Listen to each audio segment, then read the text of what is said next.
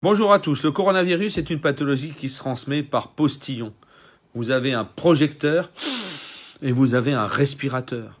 La seule façon de se protéger convenablement contre le virus, c'est de porter un masque.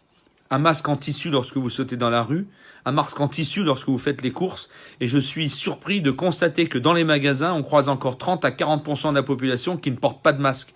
Bien évidemment que l'idéal serait des masques FFP1 ou FFP2, mais surtout des masques en tissu qui sont largement suffisants pour un exercice au quotidien et commun. Ça nous protège contre le postillon, quand on veut protéger ceux qu'on aime, et ça protège ceux qui inspirent contre le postillon projeté par un inconnu ou par quelqu'un de la famille. Vous avez les masques, bien évidemment, chirurgicaux, qui sont un peu mieux adaptés puisqu'ils protègent jusqu'à 95-98% des postillons de l'autre quand on est à 50 cm ou 30 cm. Et c'est pour ça que pour le moment, on réserve ces masques chirurgicaux aux soignants qui sont à distance. Vous avez ensuite des masques dits FFP2, parce qu'ils ont une concentration plus importante, et vous avez les masques FFP2 voire FFP3 qui ont cette formule avec un axe en métal que vous appuyez. Les masques FFP2 et FFP3, nous soignants, nous les réservons aujourd'hui aux gens qui vont être au contact de la bouche, qui vont inspirer et toucher les sécrétions pleines de Covid-19.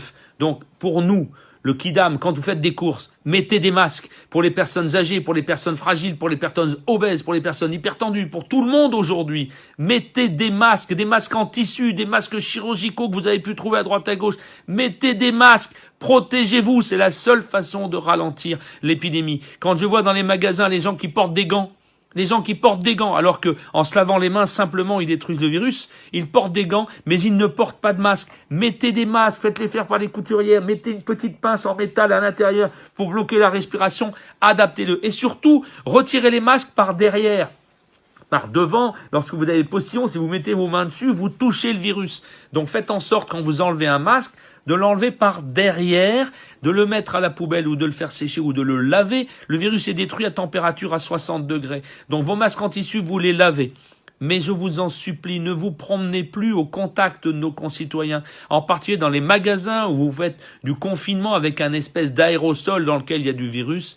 Mettez des masques. En mettant des masques, on va empêcher que les services de réanimation soient saturés dans 10 jours ou dans 20 jours. Les malades d'aujourd'hui, c'est plus la peine de mettre des masques, sauf quand ils vont sortir pour éviter de continuer l'épidémie.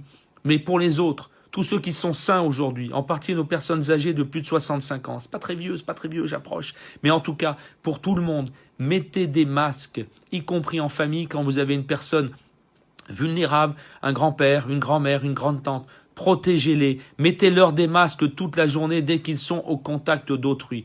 Lorsqu'ils sont seuls, c'est pas nécessaire. Et puis ventilez, aérez vos maisons, ouvrez les fenêtres, faites circuler. Le virus est incapable de résister dans un courant d'air. Et dans la mesure du possible, essayez de trouver des commerces qui sont à l'extérieur. Un certain nombre de marchés sont restés ouverts. Allez dehors faire vos courses, évitez de vous confiner à l'intérieur.